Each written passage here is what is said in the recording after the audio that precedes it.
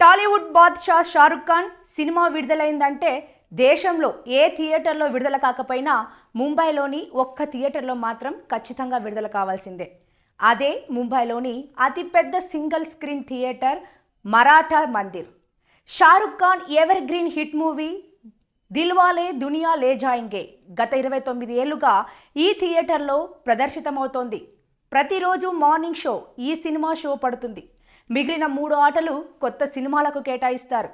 ఈ నెల 21న విడుదలైన షారుఖ్ ఖాన్ సినిమా డంకీ కూడా ఈ థియేటర్లో విడుదలైంది. 3 ఆటలు డంకీ వేశారు. అయితే నిన్న డిసెంబర్ 22న ప్రపంచవ్యాప్తంగా సలార్ విడుదలైంది. ఈ సినిమాకు నార్త్ ఇండియాలో సరిగా థియేటర్లు కేటాయించలేదని ప్రభాస్ అభిమానులు నిరుత్సాహపడ్డారు. దీనికి కారణం షారుఖ్ ఖాన్ డంకీ సినిమా అని మండిపడ్డారు. ఐనాక్స్, పీవీఆర్, మీరాజ్ లాంటి మల్టీప్లెక్స్ చైన్స్ కూడా డంకీ కోసం సలార్కు ఎక్కువ షోలు కేటాయించలేదని వార్తలు వచ్చాయి. నిర్మాణ సంస్థ హోమ్ బలే ఫిలిమ్స్ రంగంలోకి దిగడంతో వీళ్లంతా దారికొచ్చి డంకీ, సలార్కు 50-50 కేటాయింపు చేశారని తెలిసింది. ఇలాంటి పరిస్థితుల్లో షారుఖ్ ఖాన్కు సొంత థియేటర్ లాంటి మరాఠా మందిర్లో సలార్ కోసం డంకీ తీసేయడం ఇప్పుడు హాట్ టాపిక్ అయింది. మరాఠా థియేటర్ చరిత్రలో షారుఖ్ ఖాన్ సినిమా విడుదలైన సమయంలో వేరే సినిమాకు పూర్తిగా 3 షోలు కేటాయించడం ఇదే తొలిసారట. దిల్వాలా దుల్హానియా లే జాయేంగే మినహా డంకీకి కేటాయించిన 3 షోలను సాలార్కు ఇచ్చేసింది మరాఠా మందిర్ యాజమాన్యం.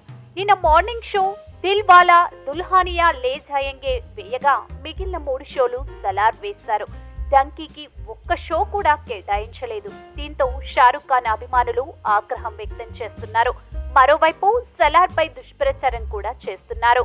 దిల్వాలా దుల్హానియా లే జాయేంగే సినిమాకు 40 టికెట్లు తెగితే సలార్కు 15 టికెట్లే తెగాయని సోషల్ మీడియాలో కామెంట్లు పెడుతున్నారు.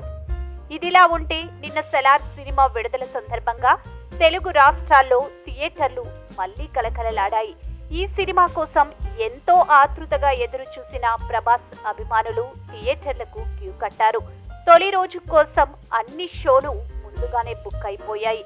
నైజాంలో అర్ధరాత్రి 1 గంట నుంచే షోలు మొదలయ్యాయి.